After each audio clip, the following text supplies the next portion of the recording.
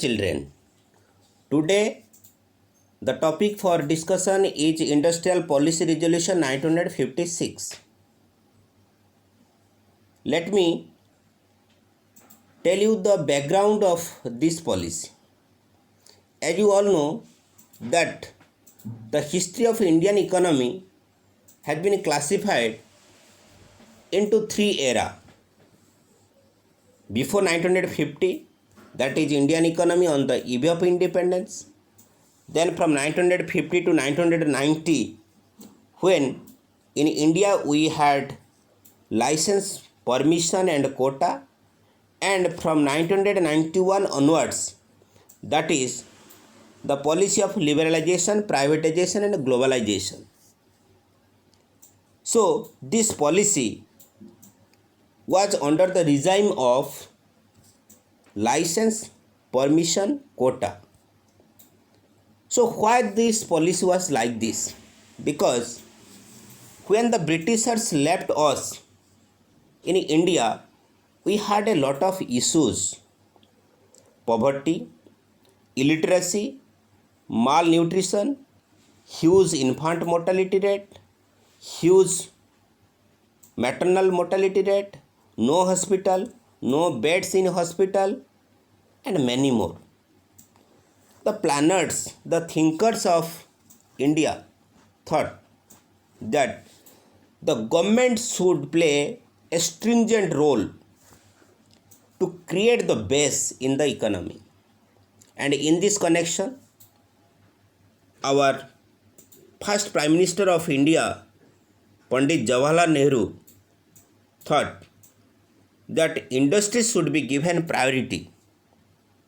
Dear children, we had a number of industrial policies, as you know, but before 1990, the most important policy in respect of industry was the Industrial Policy Resolution 1956.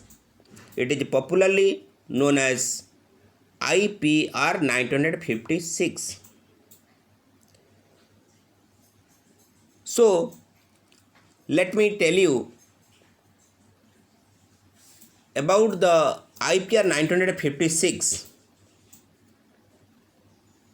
After the adoption of the Constitution and the socio-economic goals, the industrial policy was comprehensively revised and adopted in 1956. That means earlier the policy was in 1948 and then in 1956. The objective was to accelerate the rate of economic growth and speed of industrialization to achieve a socialistic pattern of society. As we all know that we had already started the first 5-year plan, which was borrowed from then USSR. So we in India wanted to have a socialistic pattern of society where the welfare of the people should be given priority. Capital was scarce and the base of entrepreneurship not strong enough. Hence, the gap primary to the role of the state to assume a predominant and a direct responsibility for industrial development. As you all know that the private sector, private investment is profit oriented, but the government investment, the public sector, it is welfare oriented.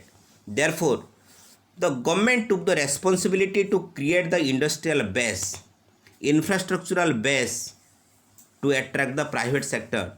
Therefore, the entire responsibility in the respect of industry was taken by the government.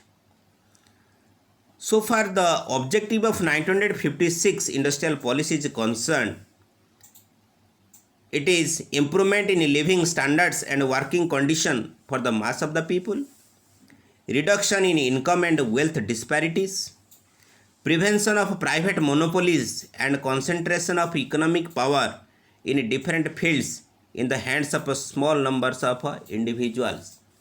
As we have discussed that we want to have a socialistic pattern of society. In a socialistic pattern of society, all these objectives remains present, where we want to improve our standard of living, where we should not have poverty, where all the people should get income and there should be equality and many more. Then coming up to the IPR 1956, so we want to have progressively predominant and a direct responsibility for the state in setting up new industrial undertakings and for developing transport facilities. Undertake state trading on an increasing scale and equal opportunity for the private sector to develop and expand. So all these things do happen in a welfare state. Private sector to develop on the principle of cooperation, increasing portion of the private sector activities to develop on cooperative lines, the adoption of the socialistic pattern of society as the national objective, the need for planned and rapid development. As we have discussed that by 1956 we had the first 5-year plan. So let's come to the categories of industries under 1956 industrial policy. Dear children, the industries were divided into 3 categories. Schedule A, that is first category. It was completely under the public sector, maybe the state government or the central government. And category 2, where the industries were also under the control of the government, maybe the central and state government, where the private sector may play some supportive role. And category 3, the rest of the industries were left to the private sector enterprises. So let me discuss one by one in a great detail. As you know, public sector mainly played by the government. All the industries of basic and strategic importance or in the nature of a public utility services, they are reserved for the government. The state can undertake any type of industrial production. That means the government is free to set up any type of industry.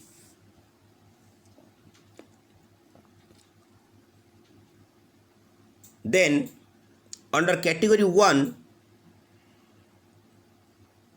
set of industries, the future development which will be the exclusively responsibility of the state. Category of industries which will be progressively state owned and in the state will therefore generally take the initiative in establishing new industrial undertakings, but in which the private enterprise will also be expected to supplement the effort of the state. So this is what your second category. The second category industries, they were also preserved for the government, but in these industries the private sector can play some supportive role, supplement role. And coming to the next, all the industries, rest of the industries, they are left towards the initiative and enterprise of the private sector enterprises. The stress the role of cottage and in village and small scale industries in the development of the national economy. That means in the IPR 1956, the cottage and village and small scale industries were also given priority. Disparities in the level of development between the different regions should be progressively reduced. That means importance was given for reduction in regional inequality. That means we had the target to have balanced regional development. So, dear children, we have discussed the industrial policy resolution 1956. To sum up, in the IPR 1956, the industries were classified into three categories or schedule. Category 1, that is schedule A. These industries were exclusively under the control and monopoly of the government, maybe the state and central government. Number 2, the industries were reserved for the government, but the private sector may supplement it or may provide certain help to these industries. And the category 3 industries, that is schedule C, they were exclusively for the private sector to play. So the objective of this industrial policy was to have a socially balanced and developed economy.